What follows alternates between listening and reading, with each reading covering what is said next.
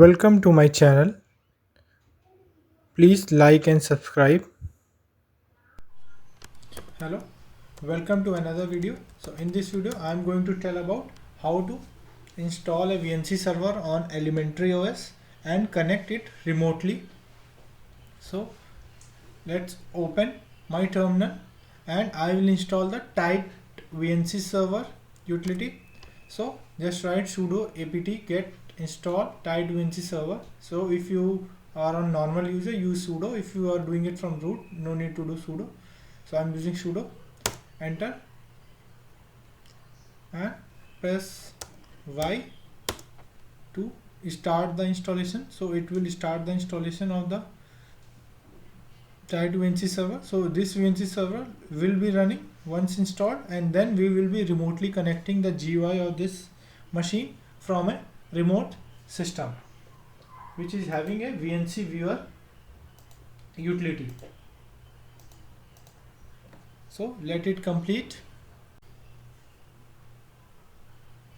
VNC is completed. Now I will start the VNC server here, VNC server, and hit enter. So it will ask a password, so that any remote machine accessing will need to provide that password. So I will enter a password here and it will again ask you. Okay, so if you want to enter a view only password, you can enter that. I will press no and hit enter. So my VNC is started. Now if you go ahead and see ps-ef grep-i VNC, you can see a VNC service is running. So before connecting the remote machine, we have to make sure that this particular server will allow the connection. So when my server says that okay, it is connecting to :1, so :1 is the port number which is called as 5901. So you can see this from the log also. So go to the home directory of the user which started the VNC, go inside a hidden folder called as .vnc. Inside that you will find the log. So in the log you will get the port number which is actually allowing you to go ahead and have that particular port number which is mentioned 5901. So if the :2 was shown when you started the VNC, that means that port number will become 5902. So now we have to enable that particular port over our firewall. If you see, firewall has certain rules which are there, so you can add our rule. So I can add our rule from, let's say I will give a range of ports to 590, let's say 5, add rule, and I will add a T. So our TCP rule is added. So this is done. That's it what we have to do. And now we will close this settings.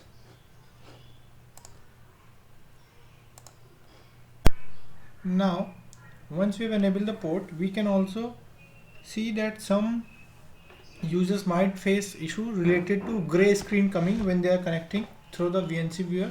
So what you have to do, you have to install a package sudo apt-get.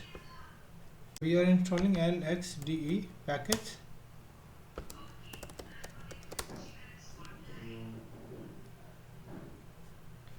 Sorry, the password. So it will be needed. So I will quickly install it. So my LXDE package has been installed. Now what we have to do, we have to go to the location .vnc folder and we have to make few changes in the X startup file. So I will go ahead and after this what I will do, /usr /bin /start LXDE. Okay, let me verify the file also. It's there, usr bin LXDE star. Okay, so start LXDE. So I think we have used the correct name. Just to verify the spelling of the LXDE start LXDE. Now if your VNC server you have already started as we were testing, so it might be already running. So what I will do to stop the VNC server, what you have to do, VNC server hyphen kill :1, because the one number VNC is running, so I will stop it. It is gone. Now if you do VNC, that process is gone. Now I will start it again, VNC server. Now it is started, fine. Now once this is done, we will go ahead and try to connect from our client. Now as we have done all the settings on our specific server, now we will try to connect to that remote machine. So this is a tool that I'm using. So it can be any VNC viewer tool which can be used for connecting. So you have to give the server where your VNC server you have started just now, that IP and the number on which it is running. So I will hit enter. It will ask me the password that I provided, and if you see, you are connected to your VNC screen. Okay, so this is an interface, LXDE interface desktop, which will be shown to you. So you can see various components, various files, what are the different components and tools that are there on your system, right, which is there on your remote machine. So you can find those from here as well. Okay.